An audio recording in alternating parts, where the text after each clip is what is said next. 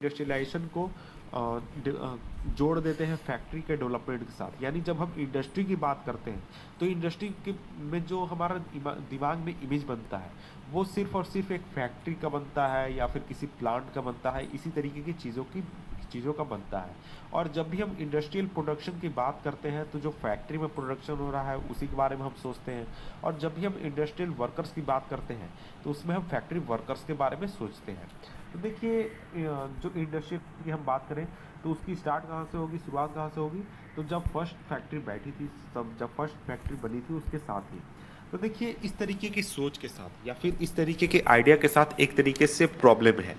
तो देखिए जब जो फैक्ट्रीज थी वो बैठना शुरू भी हुई थी इंग्लैंड में और यूरोप में, उसके पहले ही बहुत बड़े लार्ज स्केल पर इंडस्ट्रियल प्रोडक्शन हो रहा था इंटरनेशनल मार्केट के लिए। और ये जो चीज़ें थी, ये जो प्रोडक्शन था, ये फैक्ट्रीज के ऊपर बेस्ड नहीं था। और बहुत सारे जो हिस्टोरियंस हैं वो इस फेज को या फिर इस दौर को एक तरीके से इस इंडस्ट्रियलाइजेशन के इस दौर को प्रोटो इंडस्ट्रियलाइजेशन कहते हैं। यानी कि प्रोटो का मतलब हो गया किसी चीज़ से पहले का समय, यानी कि जो इंडस्ट्रियलाइजेशन का दौर है उसके पहले का समय मानते हैं। तो इसके बारे में हम देख लेते हैं। तो 17th और 18th सेंचुरीज में जो मर्चेंट्स होते थे, यानी जो एक तरीके से क्या कहते हैं, व्यापारी होते थे, वो शहरों से जो यूरोप के शहर थे वहाँ से कंट्री साइड यानी रूरल एरियाज़ में, गाँव के इलाकों में जाना उन्होंने शुरू किया। और जो लोकल पेजेंट्स थे वहाँ पर या फिर आर्टिसंस थे, उनको एक तरीके से उन्होंने पैसा देना शुरू किया। और इसके साथ ही उन्हें परसुएट करना शुरू किया कि वो इंटरनेशनल मार्केट के लिए प्रोड्यूस करें। और जैसे जैसे जो वर्ल्ड ट्रेड था और जो कॉलोनीज का एक्विजिशन था वो एक्सपैंड हो रहा था, बढ़ रहा था अलग दुनिया के अलग अलग हिस्सों में। तो इस वजह से जो गुड्स था उनका जो डिमांड था वो धीरे धीरे बढ़ने लगा। लेकिन जो मर्चेंट्स थे वो एक तरीके से एक्सपैंड कर सकते थे केवल शहरों के इलाकों में ही, यानी जो शहरों में जो प्रोडक्शन होता है उसके इलाकों में ही। लेकिन ये लेकिन उसके पीछे रीज़न ये था कि जो अर्बन क्राफ्ट्स थे और जो ट्रेड गिल्ड्स थे वो बहुत ही पावरफुल। यानी कि अगर आप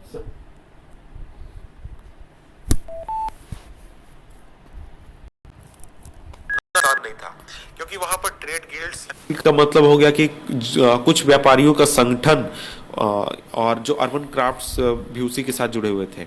जो व्यापारियों का संगठन था वो बहुत ही मजबूत था।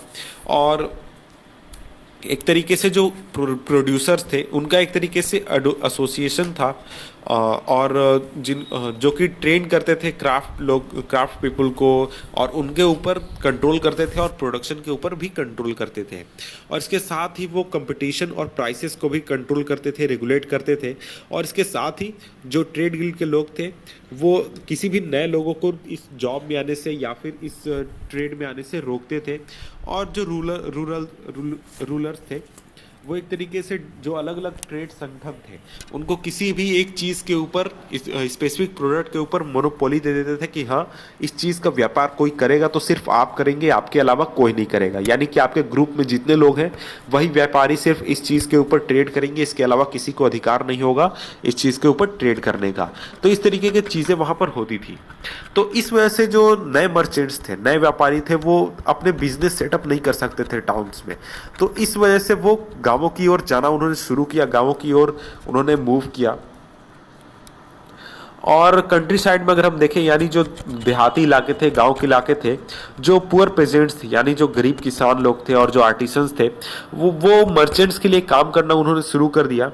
और पिछले साल के टेक्स्ट में यानी क्लास 9th में आपने पढ़ा होगा कि इस समय में जो बहुत बड़े बड़े फील्ड्स थे वो एक तरीके से डिसअपियर हो रहे थे। और जो फील्ड्स थे वो काफ़ी छोटे हो रहे थे। और इसके साथ ही जो कॉटेजर्स थे और जो पुअर पेशेंट्स थे वो एक कॉमन लैंड के ऊपर एक तरीके से डिपेंड थे उन अपने सर्वाइवल के लिए, जहाँ से वो फायरवुड्स, बेरीज, वेजिटेबल्स और एक तरीके से इन चीज़ों को चुनकर अपना किसी तरीके से गुजारा कर रहे थे। और इस वजह से उन्हें एक अल्टरनेटिव सोर्स, इनकम सोर्स की ओर देखना था ताकि वो अपने परिवार का भरण पोषण कर सके। और इसके साथ ही बहुत लोगों के पास छोटे छोटे प्लॉट्स थे ज़मीन के, और एक तरीके से ये प्लॉट्स उनके पूरे परिवार को भोजन नहीं करा सकते थे। तो इसके साथ ही जब मर्चेंट्स आए, इस तरीके की प्रॉब्लम्स थी किसानों के साथ। तो इन कंडीशंस के बीच में जब मर्चेंट्स आए और उन्होंने पैसा एक तरीके से प्रोवाइड किया उन किसानों को, ताकि वो एक तरीके से फूड प्रोड्यूस कर सके या फिर जो गुड्स है उनको प्रोड्यूस कर सके उनके लिए। तो एक इस वजह से जितने भी हाउस होल्ड से जितने भी, तो इसका रीज़न